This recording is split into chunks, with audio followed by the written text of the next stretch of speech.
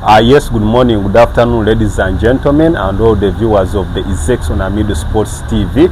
That is in the entire world. A blessing upon to you all, that is in your respective capacities.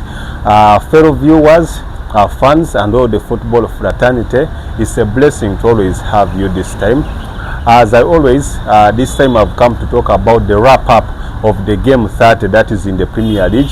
What transpired, some of the results, teams that are in relegation, teams that are still, that is hoping, that is for the Premier League title, and even that is the Champions League hopes, that is for some few teams that are fighting for that, the likes of Chelsea, the likes of Manchester City, the likes of Newcastle, the likes of Brighton and Hove, and even the likes of Bournemouth, are all some of the teams that are still having hopes, that is in the fight for Champions League football. Fans, that is in the entire world, the Premier League resumed on yesterday, where we saw some big games, and it was the return of that is the Premier League from almost 2 weeks off of international break, where Arsenal was in action. Arsenal was in action up against arch rivals, that is Fulham Football Club. The likes of Manchester United were also in action up against that is Nottingham Forest, the surprise team that is fighting for Champions League football for this time. I did not come here to wrap it up, that is on Wednesday, reason being I wanted all these games to be done at once, and I come over to give a wrap up of what transpired, that is in game 30 of the Premier League. Arsenal managed to win, that is their game up against Fulham in Football Club. I remember earlier on things were not okay in the previous encounter when they all ended, that was in installment, but this time Arsenal managed to bounce back in this game and managed to win this game. That was 2-1, where we saw some good epic performances from the likes of big boys who managed to come on the score sheet. Manchester United was also in action, but Arsenal managed to win this game. That was 2-1. Goals coming in, that is from the likes of Mikel Merino, and even the star boy Bukayo Saka managed to come over here as a substitute after missing for 101 days, that is from the Arsenal camp, managed to bounce back with a banger, scoring that is the sealing goal. The game was very intense. However, at halftime, still Mikel Merino, who is the sitting striker that is for Arsenal right now, managed to score another goal which was deflected off one of the Fulham defenders, and it went into straight off the back of the net, and Bernardo Reno did not have any chance over to it, giving Arsenal that was 1-0. At the return of second half, Arsenal managed again to pounce more pressure, and substitute Bukayo Saka, who came on towards the dying minutes of the game, managed to score another goal that was around the 73rd minute, making it 2-0. And with so doing, it meant that Arsenal had closed up the gap, that is of Liverpool, which was 12 points to 9 points, with some 8 games remaining right now, meaning that they still had hopes. They still have hopes of fighting for the Premier League if at all Liverpool does not win their next game. However, towards the dying minutes of the game, that was Fulham managed to bounce 1 goal back, making it that was 2-1. They had to fight for a draw, but they did not do so, reason being that Arsenal looked very sticky, that is in the defense. However, the bad news was the taking off of that is Brazilian defender Gabriel Magalhaes, who will be ruled out for the rest of the season in that game. The other game was Manchester United up against that was Nottingham Forest. Remember, before the international break, Manchester United had somehow improved, that is with some good results, having some good form, that was up against the likes of Leicester City, the likes of Real Sociedad, even the likes of Arsenal earlier on. So the team had somehow improved. However, when they returned back, that is at the City grounds, they were beaten 1-0. The goal that came in within the first 6 minutes of the game, that was scored by former Manchester United superstar, that is Anthony Elanga, the Swedish winger. I remember this young boy earlier on joined Manchester United at the age of 12 years and was sold, that was in 2023, to Nottingham Forest. However, ever since his selling, has managed to improve, that is their Nottingham Forest, and has also improved in form, both at home and even that is on the international duty, making sure that with that solo goal he scored where he got the ball, that was almost 70 yards, he ran towards all the Manchester United defense and put the ball into the back of the net, making sure that Nottingham Forest have risen, that is 57 points. They are 5 points away from the chasing pack at the likes of Chelsea, who are currently, that is, in 5th position. So next season, if Nottingham Forest can hold on with the rest 8 games remaining, they can push, that is, to the UEFA Champions League as the season progresses further.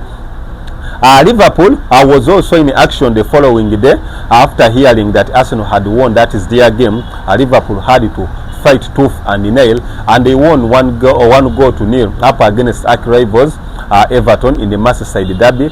Earlier on, the game had ended, that was around 1 month ago, had ended, that was 2-2 when Tarkowski scored, that is the late equalizer in the dying minutes. However, this time, despite also Everton would have gotten a draw either in this game or they would have gone for a win. However, they were unlucky when their star player, that is Beto, managed to hit the post, scored 1 goal that was ruled out because of offside, and even missed some couple of chances. However, Liverpool, they managed to be clinical with that solo goal that was scored by Portuguese superstar and forward, that is Diogo Jota, around, that is the 57th minute, meant that Liverpool reclaimed back, that is the 12-point gap between them and Arsenal Football Club, as we are remaining with only, that is with only 8 games remaining.